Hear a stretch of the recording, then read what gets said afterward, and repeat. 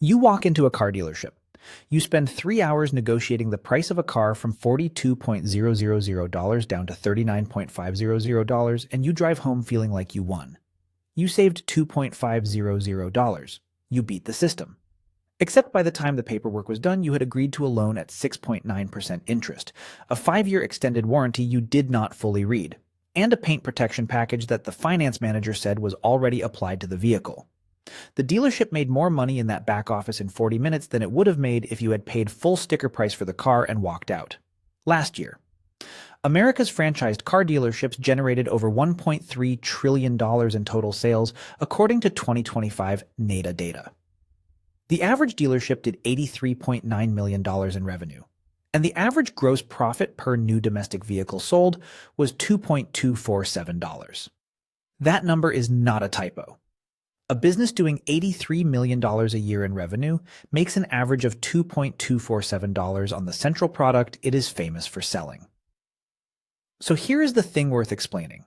The car is not the product. The car is the reason you walked through the door.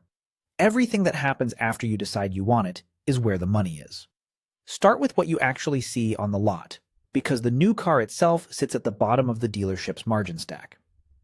The average new vehicle carries a gross profit of $2.247 for domestic brands and $5.679 for luxury brands, according to Presidio-NCM's full-year 2024 data aggregating nearly 3.900 U.S. franchised dealerships. After the dealer pays floor plan interest on every car sitting unsold on the lot, which is a daily loan charge that accumulates from the moment the vehicle arrives from the manufacturer. The real net on a new car sale is thin enough that a single slow month can cost more in floor plan charges than the dealership earns in front-end gross profit. Floor plan interest is the cost nobody mentions when they talk about how much a dealer makes on a car. Every vehicle on that lot is financed.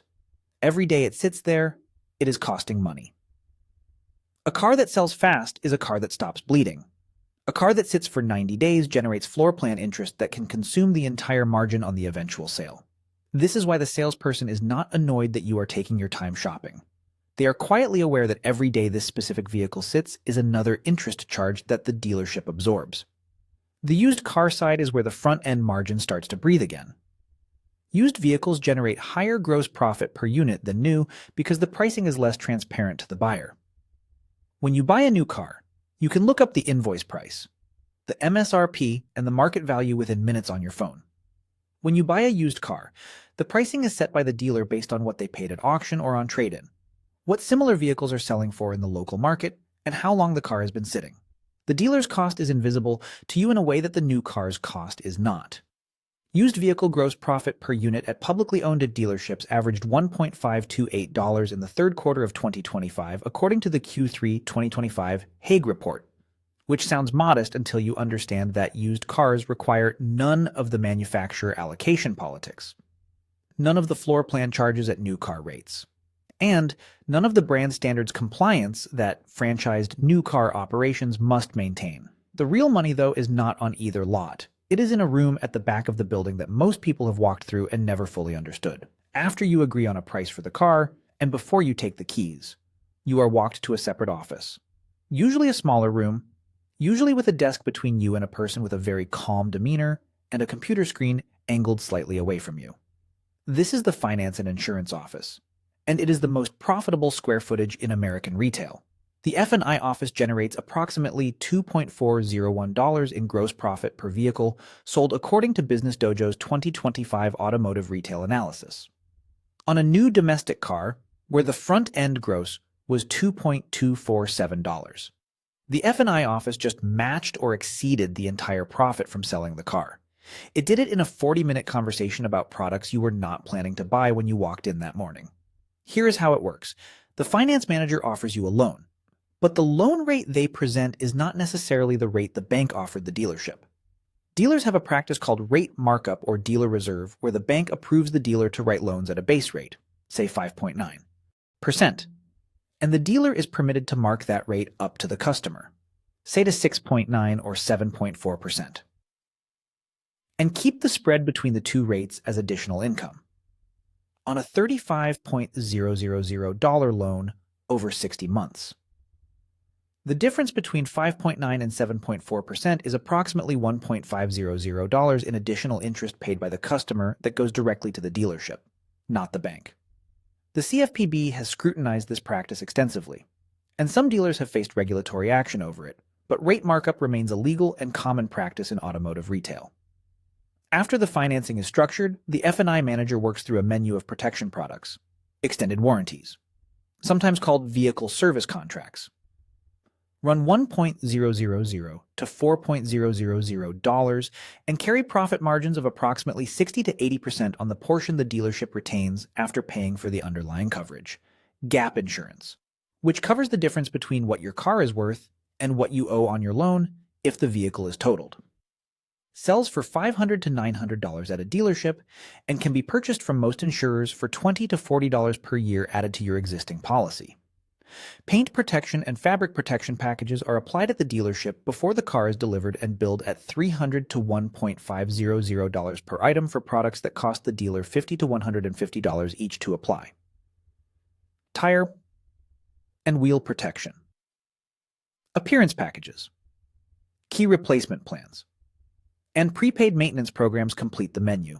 Each product generates a commission, and in most dealerships, the F&I manager is among the highest compensated people in the building because their pay is tied directly to how much they sell per vehicle. Now go to the other side of the building, because this is the part that customers almost never think about, but that the most sophisticated dealership operators treat as the crown jewel of the entire business. The service department.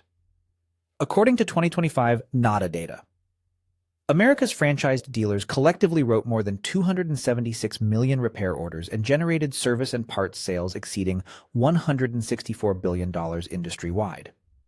On a per-dealership basis, that is an average of more than $9.6 million in service and parts revenue per store annually, at gross margins of 45 to 70%, which are margins that the new car floor cannot approach on its best day. The structural reason service is so profitable is the same reason subscription businesses are more valuable than transactional ones. A car that was sold in that dealership becomes a recurring revenue stream for the next 5 to 10 years every time it needs an oil change, a brake job, a timing belt, a set of tires, or a check engine light diagnosed. The service department has customers who were delivered to it by the sales floor, and those customers come back whether or not the dealership ever sells them another car. A dealer who sold you a car in 2022 and has serviced it 4 times since then has made more cumulative gross profit from your service visits than they made on the original vehicle sale. Labor rates at franchised dealerships run $150 to $250 per hour in most major markets, against a technician cost of approximately $30 to $60 per flat rate hour depending on certification level and pay plan. The difference between what the customer pays for an hour of labor and what the technician is paid to perform it is the service department's gross margin on labor, and it is the most consistently profitable margin in the building because it does not depend on commodity prices. Manufacturer allocations, or interest rate environments. It depends only on how many cars the service bays can process and how efficient the technicians are at completing repair orders. Here is what that means structurally. A franchised dealership is not primarily a car sales business. It is a recurring revenue business that uses car sales as a customer acquisition channel for its service department. The car sale acquires the customer. The service department monetizes the customer for the next decade. The F&I office extracts additional margin from the moment of sale that the front-end gross alone cannot deliver. And the manufacturer relationship provides new inventory that keeps the customer acquisition channel running. Pull all of that together, and the picture that emerges is the opposite of what most people think a car dealership is. Most people think the dealership makes its money convincing them to pay more for the car. The dealership makes its money from the loan they signed, the warranty they bought, the service visits they will make over the next 8 years, and the advertising fees the manufacturer pays to maintain standards in the showroom. Now think about that negotiation again. You spent 3 hours getting the price down from $42.000 to $39.500, and you felt like you won. The $2.500 you negotiated off the sticker was real. But the F&I products you said yes to in 40 minutes generated more gross profit for that dealership than if you had paid full price and walked straight out. The price of the car was never where the money was. It was the thing that made the price feel like the whole conversation. If this changed how you will walk into a dealership next time, Please like and subscribe because there is a whole playlist of industries that work exactly like this waiting for you on this channel.